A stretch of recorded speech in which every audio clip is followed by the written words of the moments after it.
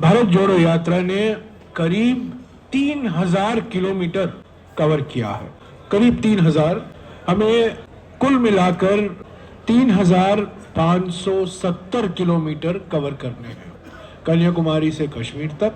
उसमें से 3000 kilometre cover हुआ है, करीब 3000 किलोमीटर कवर हुआ है। 43 जिले से भारत जोड़ो यात्रा गुजरा है। हरियाणा के बारे में हमारे सीएलपी लीडर, हमारे पीसीसी अध्यक्ष, हमारे एआईसीसी के प्रभारी आपको विस्तार से जानकारी देंगे।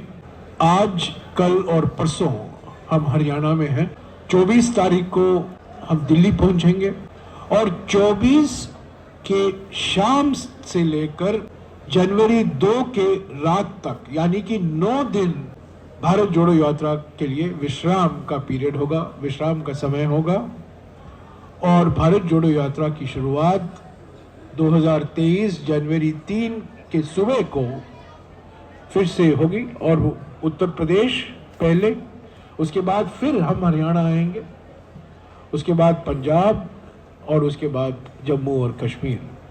उम्मीद है कि 30 जनवरी के पहले राहुल जी श्रीनगर में राष्ट्रीय तिरंगा फहराएंगे। इस प्रेस कॉन्फ्रेंस की शुरुआत मैं करना चाहता था।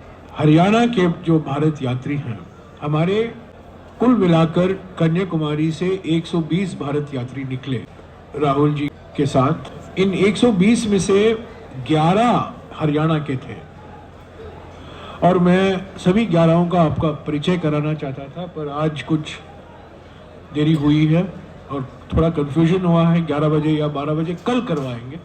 कल सुबह ज़रूर आपकी मुलाकात मैं कराना चाहता हूं इन 11 भारत यात्रियों से। इन 120 भारत यात्रियों में 30% महिलाएं हैं और औसत आयु 38 साल। और सभी भारत यात्री कन्याकुमारी से कश्मीर तक चले हैं। वास्तविक है कि मीडिया का ध्यान, पब्लिक का ध्यान राहुल जी पर है, पर राहुल जी के साथ साथ हमें भूलना नहीं चाहिए ये एक सामूहिक यात्रा है और ये भारत यात्री अलग अलग राज्यों से आते हैं।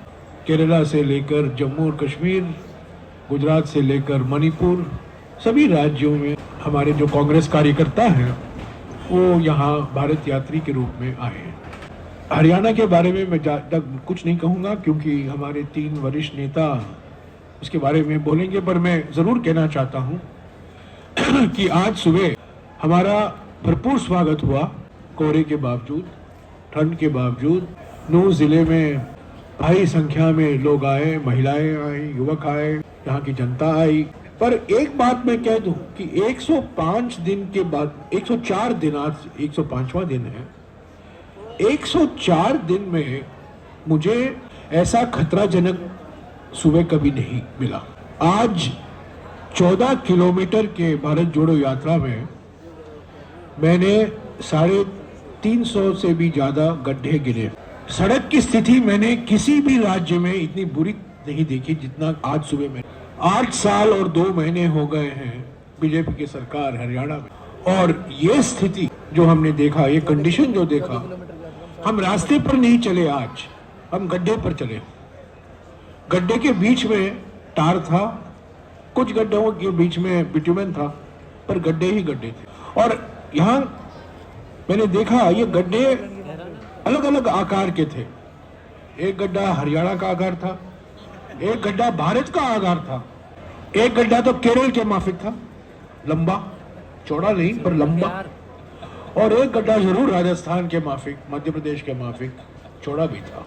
इतना खतरा मैंने कभी नहीं महसूस किया है जितना कि आज मैंने महसूस किया और सभी भारत यात्रियों ने। पर हमारे लिए अब तसल्ली हुई कि जनता ने जो हमारा स्वागत किया, राहुल जी का, भारत जोड़ो यात्रा का या भारत यात्रियों का, हम गड्ढे को भूल गए, खतरे को भूल गए और हम चलते रहे। 14 किलोमीटर करीब आज सुबह हम चले हैं और दोपहर को 9 किलोमीटर हम चलेंगे। रोज हम औसत के तौर से 23-24 किलोमीटर चलते हैं। तो मैं हुड्डा जी से, बाद में पीसीसी अध्यक्ष से और बाद में शक्ति सिंह गोहिल जी से गुजारिश करूंगा आपको हरियाणा के बारे में विस्तार से जानकारी दें, पर मैं कहूँगा कि भारत जोड़ो यात्रा के पीछे 3 मकसद, जब ये शुरुआत हुई थी कन्याकुमारी में, 2023 या 2024 के चुनाव से भारत जोड़ो यात्रा का कोई लेना देना नहीं है। ये चुनाव जीतो यात्रा नहीं है, ये चुनाव जिताओ यात्रा भी नहीं है। यात्रा उदयपुर संकल्प, जो उदयपुर चिंतन शिविर में उसके बाद सोनिया जी ने इसकी घोषणा की थी 15 मई को कि भारत जोड़ो यात्रा कन्याकुमारी से कश्मीर तक निकाला जाएगा, और उन्होंने ये भी संकेत दिया कि क्यों कांग्रेस पार्टी भारत जोड़ो यात्रा निकाल रही है। पहला मकसद ये है, और क्योंकि मैं कहना चाहता हूं, क्योंकि ये सवाल बार बार हमें पूछा जाता है और राहुल जी से पूछा जाता है, भारत को कोई तोड़ नहीं रहा है कि पर क्यों आप भारत जोड़ो यात्रा में निकले हैं। मैं साफ कह देना चाहता हूं कि तोड़ने की खतरा है। लोग लगे हुए हैं भारत को तोड़ने में। मोदी सरकार की नीयत और मोदी सरकार की नीतियों के कारण भारत की टूटने की संभावना बढ़ रही है। किस तरीके से?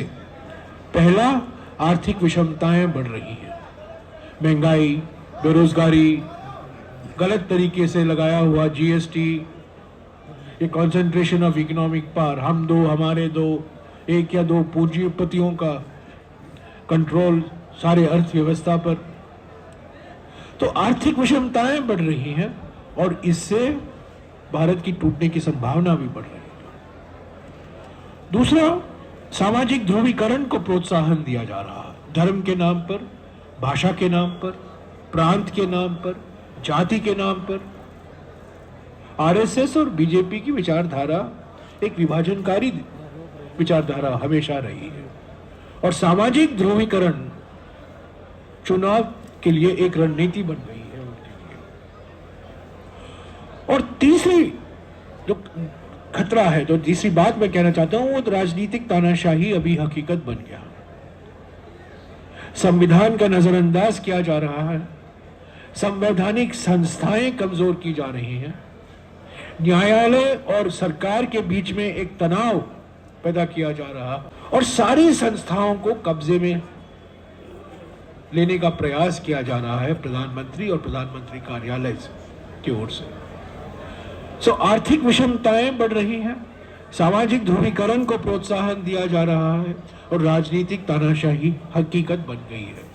और इससे भारत और हमारे लोकतंत्र को बहुत खतरा है, टूटने की संभावना बढ़ी है, और इसके खिलाफ आवाज उठाने के लिए राहुल जी भारत जोड़ो यात्रा निकाले। हतीम का मशहूर इलेक्ट्रो होम्योपैथी अस्पताल, जहां बिना इंजेक्शन ऑपरेशन के होता है इलाज, जैसे लकवा, गुर्दे या पित्त की पथरी, दमा, सांस, फेफड़ों की बीमारी, कोलेस्ट्रॉल, दिल की नसों में ब्लॉकेज या सूजन, बच्चेदानी में रसौली या गांठ, सफेद पानी, शुगर, बीपी, थायराइड जैसी बीमारी, जोड़ों का दर्द, डिस्क स्लिप, घुटने व कमर दर्द, पीलिया या पुराना बुनियादी बुखार, बवासीर या सेक्स समस्याएं, नामर्दी धात, शीघ्र पतन, बिना अंग्रेजी दवाओं के इलेक्ट्रो होम्योपैथी से केवल 100 रुपए में इलाज किया जाता है।